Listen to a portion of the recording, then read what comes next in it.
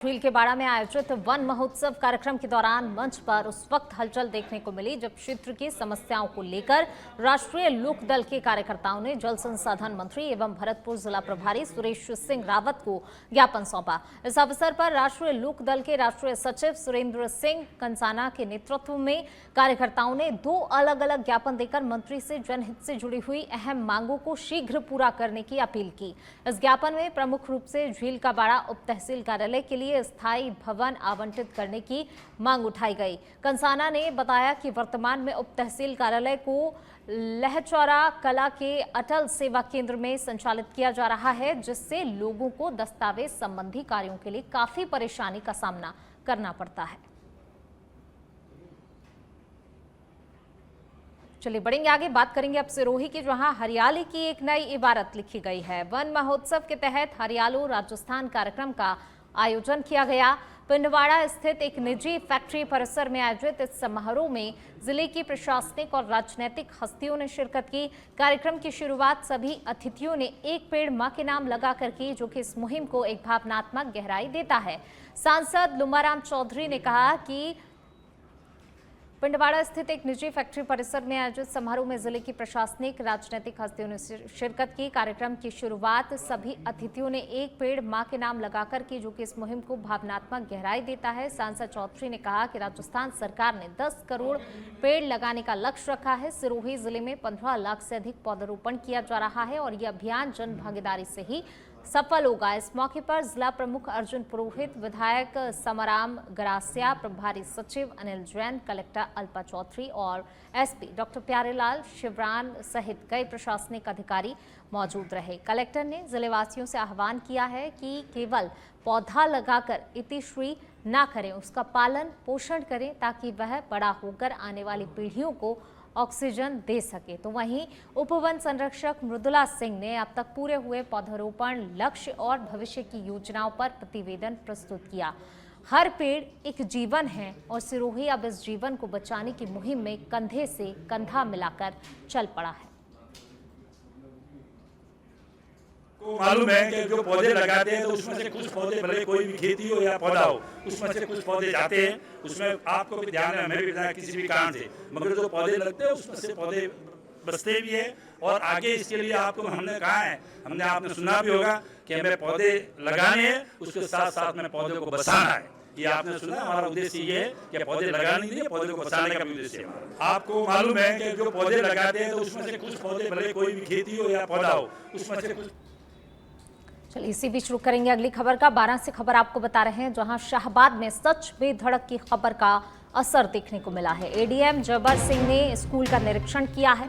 विद्यालय को स्वामी विवेकानंद स्कूल में चलाने के निर्देश दिए गए हैं। ब्लॉक शिक्षा अधिकारी ने उच्च अधिकारियों को रिपोर्ट भेजी है।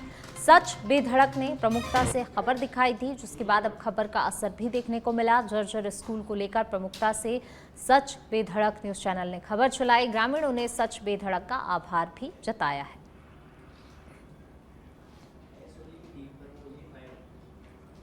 शाहबाद में सच बेधड़क की खबर का असर देखने को मिला है। एडीएम जब्बर सिंह ने स्कूल का निरीक्षण किया है और स्कूल भवन को अब जो है दूसरी ओर संचालित करने के निर्देश दिए गए हैं। ग्रामीणों ने सच बेधड़क का आभार भी इसको लेकर जताया है।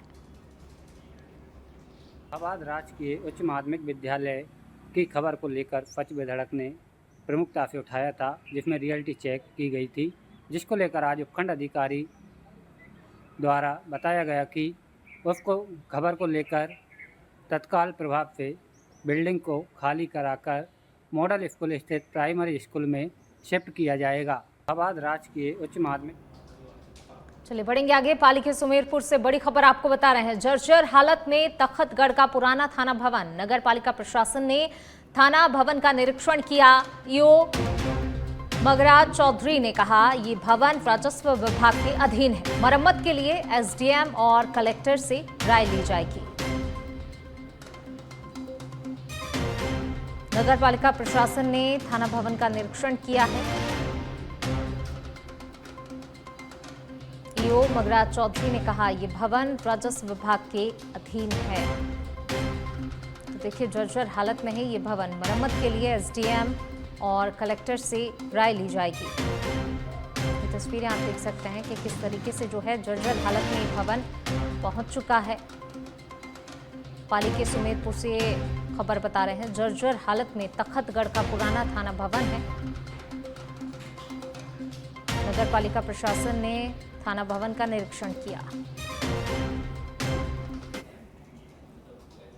धरोहर है जो तखतगढ़ की स्थापना के समय से ये यहाँ पुराना थाना संचालित होता था पहले।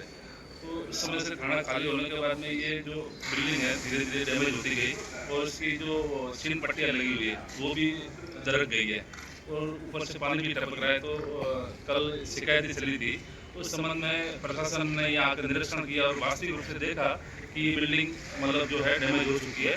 इसको रिपेयरिंग के लिए यहाँ के जनप्रतिनिधि और अन्य लोगों ने कहा है। तो ये साहब और सीए साहब जो उन्होंने आगे से बात करके इनको रिपेयरिंग के लिए बात। रेवेन्यू विभाग की पुरानी ऑफिस है, तो ये जैसे आज न्यूज़ में चला था कि जर्जर अवस्था में है, तो मौका देखा गया तो चीज़ें में डैमेज पाई गई है तो उनको रिपेयरिंग कराया जाएगा। वैसे एसडी साहब के नॉलेज में दे दिया है मैंने, एसडी साहब जैसे फरमाएंगे वैसे इसको रिपेयरिंग कराया। कब तक ये होगा? एसडी साहब को पूछ के इसको क्या करना क्या नहीं करना। ये जल्दी नहीं कराए तो ये बहुत जर्जर अवस्था में कभी भी हादसा हो सकता है। हाँ नहीं उनको जल्दी कराएंगे, रिपेयरिंग करा देंगे। रिपेयरिंग करवा देंगे। क्या नगर पालिका से होगा? हाँ नगर पालिका से करा देंगे, एसडी साहब को पूछ देंगे कि मतलब। चलिए बढ़ेंगे आगे। जमवा रामगढ़ से बड़ी खबर आपको बता रहे हैं, खुले मुंडेर के कुएं में गिरने से 15 वर्षीय बालिका की मौत हो गई है। नेवर गांव की नवा मेड़ा की ढाणी की ये घटना बताई जा रही है। मृतका के शव को बाहर निकालने का प्रयास किया जा रहा है। घटना में स्थानीय प्रशासन की लापरवाही सामने आई है। पूर्व में जिला प्रशासन ने खुले मुंह बोरवेल और कुएं को ढकने के लिए अभियान चलाया था, लेकिन कुएं में गिरने से क्षेत्र में लगातार मौत का आंकड़ा बढ़ता जा रहा है। इस अभियान के बाद कुएं में गिरने के आधा दर्जन से ज्यादा मामले सामने आ चुके हैं।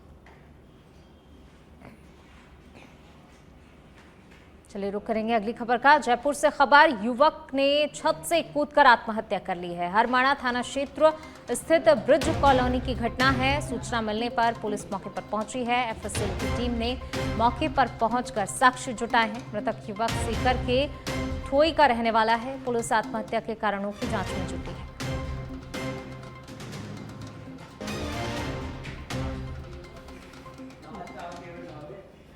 चलिए रुक करेंगे अगली खबर का। कोटा के गुमानपुरा क्षेत्र स्थित नहर में एक अज्ञात व्यक्ति का शव मिलने से इलाके में हड़कंप मच गया। राहगीरों ने जब नहर में शव को तैरते हुए देखा तो तुरंत ही फायर ऑफिस को इसकी सूचना दी।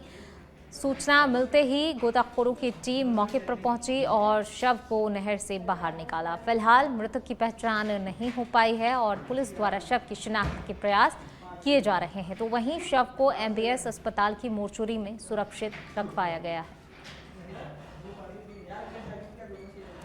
प्रतापगढ़ के अरनौत से बड़ी खबर आपको बता रहे हैं। सिंहपुरिया में हनुमान जी के प्रतिमा को खंडित करने का मामला सामने आया है।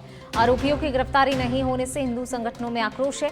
कार्यकर्ताओं ने घटनास्थल के पास जाम लगा दिया है। पुलिस बल हालांकि मौके पर तैनात है। समझाइश का दौर भी लगातार जारी है। संगठनों ने प्रशासन पर लापरवाही का आरोप लगाया है। तनावपूर्ण माहौल के बीच पुलिस ने शांति बनाए रखने की लोगों से अपील की है।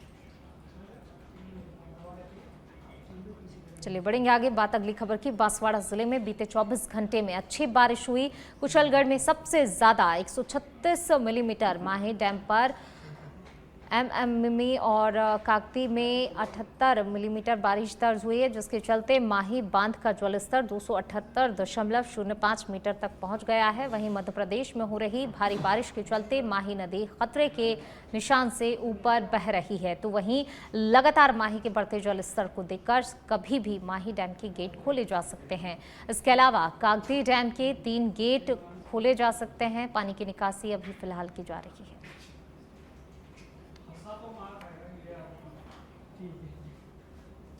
में है। मध्य प्रदेश में भी हो रही भारी बारिश के चलते माही नदी अपने खतरे के निशान के करीब बह रही है। वहीं एराव नदी के अंदर में भी जो पानी की आवक है वो काफी तेज चल रही है। ऐसी स्थिति के अंदर में जो माही डैम का जल भराव है वो करीब 278 मीटर करीब पहुंच गया। और इस वक्त मैं कागदी पिकअप के पास के अंदर में खड़ा हूँ। यही कागदी के डैम है और डैम के यहाँ पर 3 गेट यहाँ पर खोले हुए हैं। इन डैम के गेट से निकलता हुआ जो पानी है उसको देखने के लिए यहाँ पर काफी लोग यहाँ पर आ रहे हैं। और आपको बता दें कि अगर बारिश की स्थिति यही बनी रही और माही के अंदर में जल की जो क्षमता है वो लगातार आती रही, तो ऐसी सूरत के अंदर में माही के जो गेट है उसको कभी भी किसी भी समय खोला जा सकता है। कैमरा पर्सन के साथ के अंदर में सच बेधड़क के लिए किशन सेन, बांसवाड़ा। बांध में मध्य रात्रि से पानी की अच्छी आवक हुई है।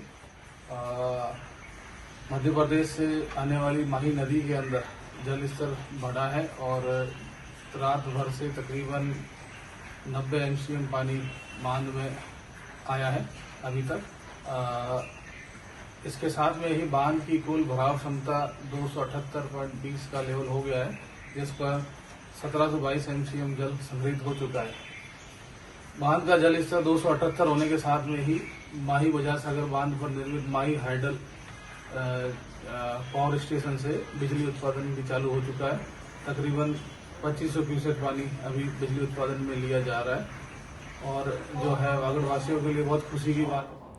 और चलिए इसी बीच रुक करते हैं अगली खबर का। जयपुर से खबर आपको बता रहे हैं, राजस्थान न्यायिक कर्मचारियों की हड़ताल से अलग हुए प्रोविजन कर्मचारी।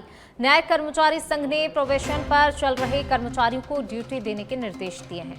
28 जुलाई से सुबह 10 बजे कार्यालय पहुंचकर कार्य ग्रहण करने के निर्देश जारी किए गए हैं।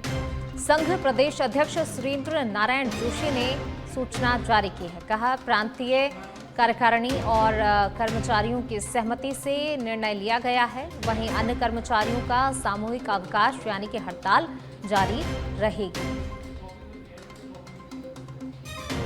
संघ प्रदेश अध्यक्ष ने कहा, प्रांतीय कार्यकारिणी और कर्मचारियों की सहमति से ये निर्णय लिया गया है, तो वहीं अन्य कर्मचारियों का सामूहिक अवकाश यानी कि हड़ताल जारी रहेगी।